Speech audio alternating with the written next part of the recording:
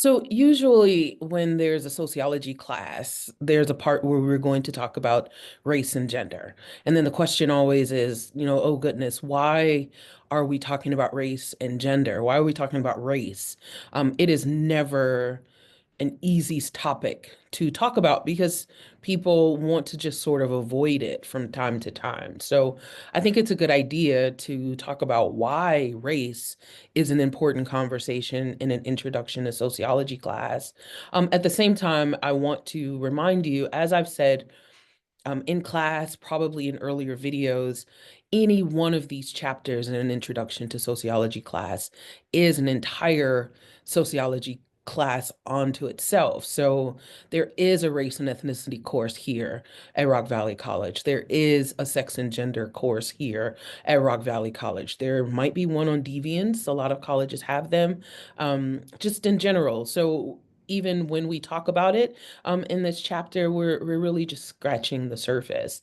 But it's important to know why race is an important conversation in an introduction to sociology class.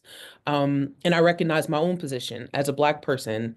For me to bring up race, there's automatically this sort of barrier that includes what is it that you're going to say, or in what ways might I be trying to convince you of some things.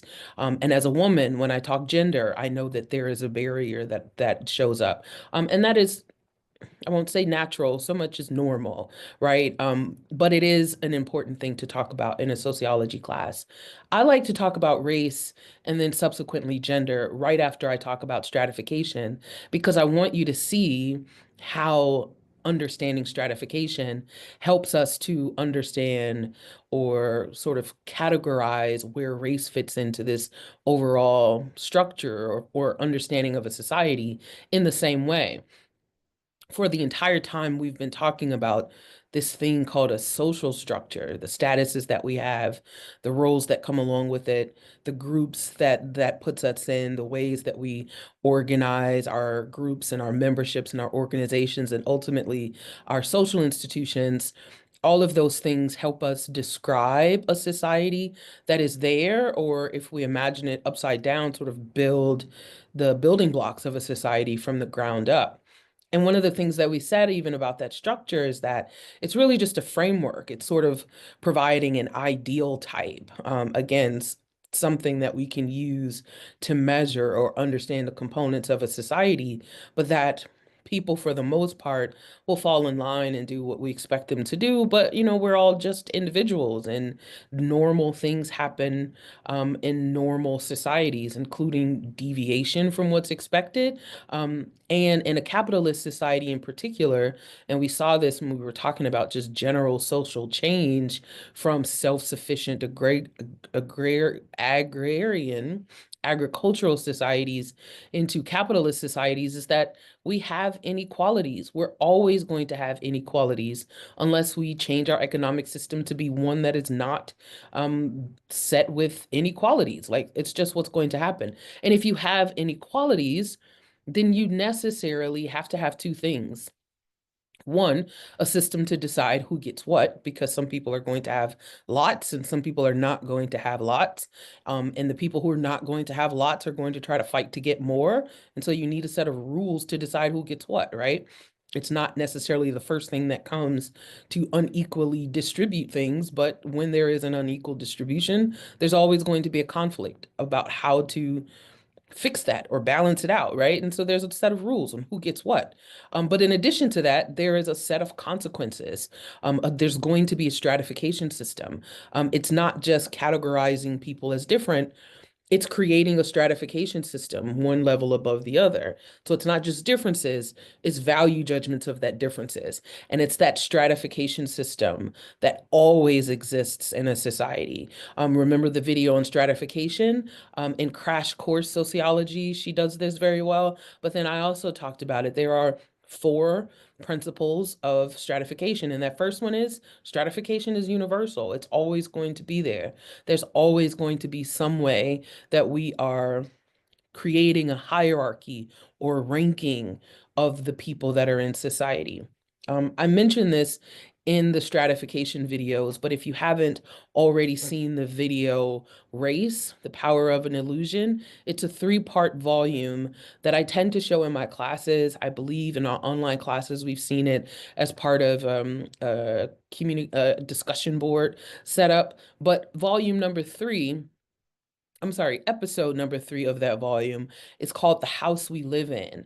And it really highlights this process as an example called redlining. And redlining is when the banks and the mortgaging companies and in general, developers of all kinds would draw red lines around neighborhoods and say, you want to develop here or not. You want to sell homes to people here or not. And if you had a red line around that neighborhood, it was telling you as a developer or homeowner or whatever, what's going on in that area. And if you were in one of those red lined environments, then there's going to be some specific consequences to your life. So I'm going to pause this video and pull up some things and then catch you in a minute.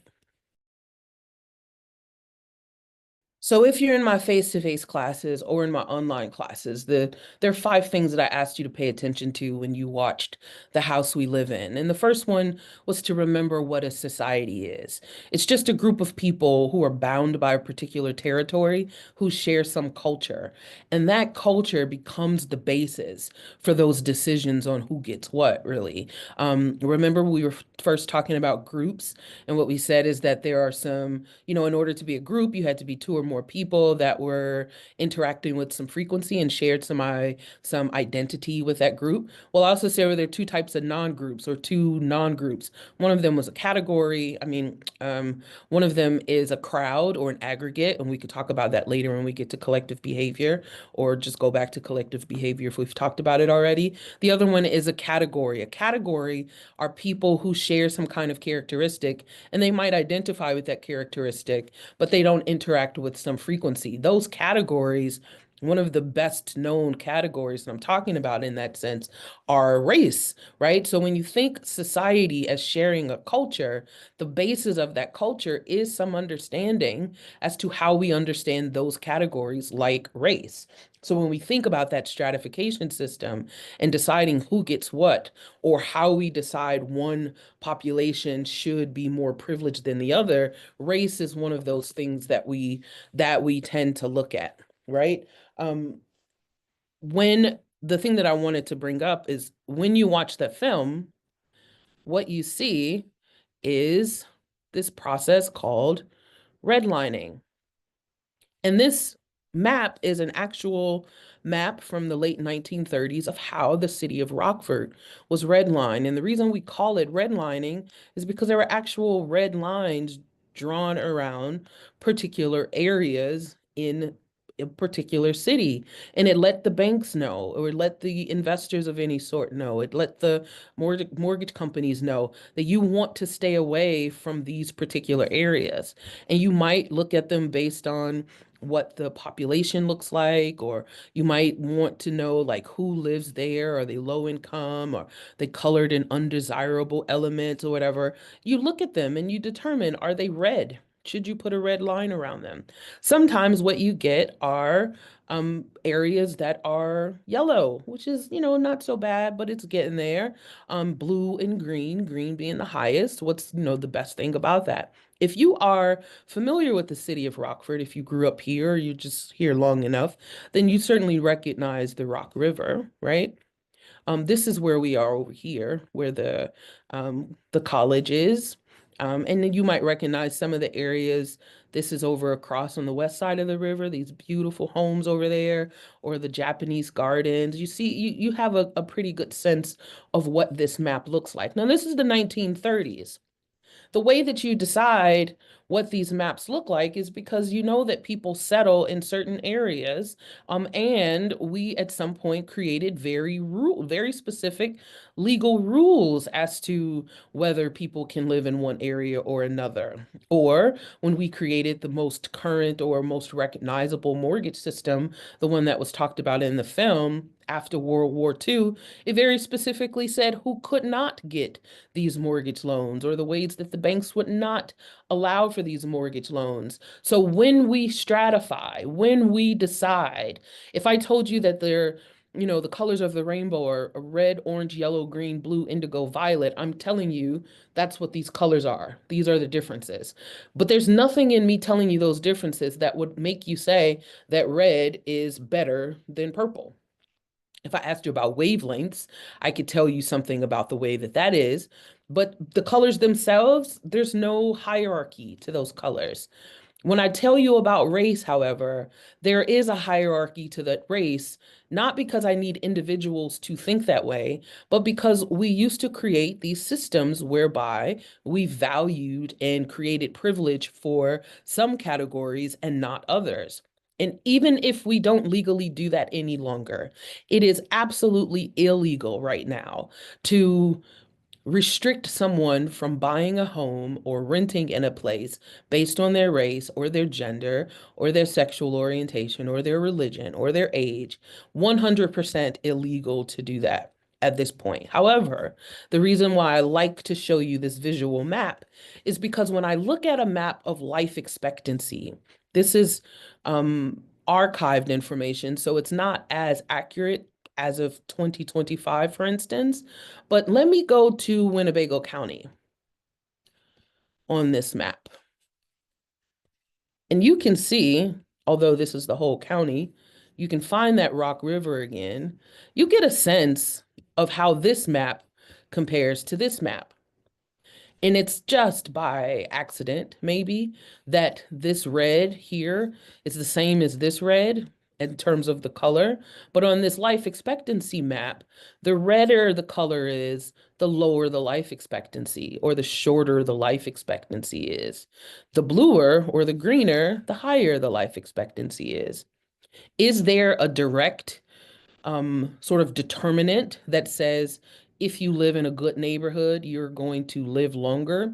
Absolutely not. But what we will learn later when we're talking about health and medicine is that there are some social determinants of health. One of those things that I asked you to pay attention to when you were watching the film on race and the house we lived in was a reminder of the concept of life chances, which really is what it sounds like. What are the chances that someone is going to live a good life, that they're going to have access to the things that they need, like food, shelter, water, clean air, green spaces, medical care, positive experiences? Because the better your life chances, what we'll likely see in the data is the longer your life is. And these things are sort of perpetuated over time.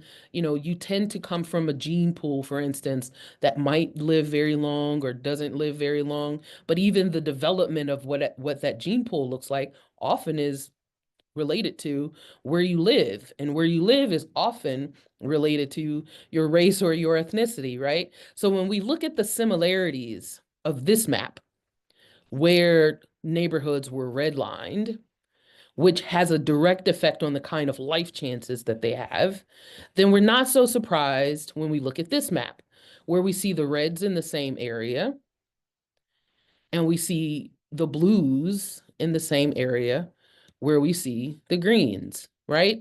Again, is it a direct determination? Absolutely not. But it does help us see why we must talk about race. Because if you are understanding that a society will always practice social control in order to maintain the social order, and if you recognize that the social order will always include a stratification system, and if you recognize that a stratification system is always designing for you or allowing you to understand how we take categories of people and rank them in such a way such that people on the top get certain things that people on the bottom do not get, then we can imagine things like life chances and what those consequences are. Race becomes a very important thing to talk about in a class like sociology because our stratification system is open. What that means is usually we talk about it in terms of socioeconomic status or class. You're either in the lower class or you're in the middle class or the upper class. And we have no confusion that if you are in the highest of the high upper class economically, that you have very different life chances than people who have the lowest of the low. Nobody is ever debating on whether or not the people in the Appalachian area are going to have the same kind of life chances as the people in Beverly Hills. No way. We have highs and we have lows, no question, right? When we're talking about socioeconomics, money, and status. Even when we understand that socioeconomics includes where you live and where you go to school and where you then get to get a job and what kind of job that money makes and how much wealth you can build, we know that that circle is churning. But let's just say that's economics. The thing is that in our society, we have an open system. If you do better, you can move up. You can also move down. But some people's life chances are also determined by their race, even if not legally so at this point, because there are legal consequences from previous policies. We used to have a closed system. If you were born into chattel slavery in our country, there was no way for you to get out, right? If you were not born into chattel slavery and you were free and you were able to own land, then that put you in a particular position for your life chances. And all of the laws that come out of that, all of the court debates that come out of that are trying to maintain that order, are always trying to practice social control to maintain that order. And how do we know what the order is? Based on the culture of that society, based on the ideology of that society at any given moment. So I always want you to remember that when you are in a sociology class or any social sciences or any class at all, when the topic of something like race comes up, don't think that it's just immediately the part where somebody is going to tell you what to think about race. Figure out, what does it matter in this case? How does it fit? And if you are in a sociology class and the goal is to understand how any particular society is structured, the question is, what role does race play in the organization of that society? And soon after this, we will talk about what role does gender play in the organization of that society. And it could be, what role has it played legally, even if not legally now, because what are the advantages and disadvantages that continue to remain? What are the consequences of the way such a thing has been stratified? The system is always going to be stratified. In fact, when you think about something like socialism in a very blanket way, the goal is to try to stratify in an equal way. Let's try to allocate resources equally to challenge the stratification system that creates inequality. Zero is a measurement of something, right? So it doesn't make stratification go away. It just means that this is the thing that we've tried to do to even it out. So um, that's what I want you to take away when the question is, why do we talk about race in a sociology class? See you in the next video.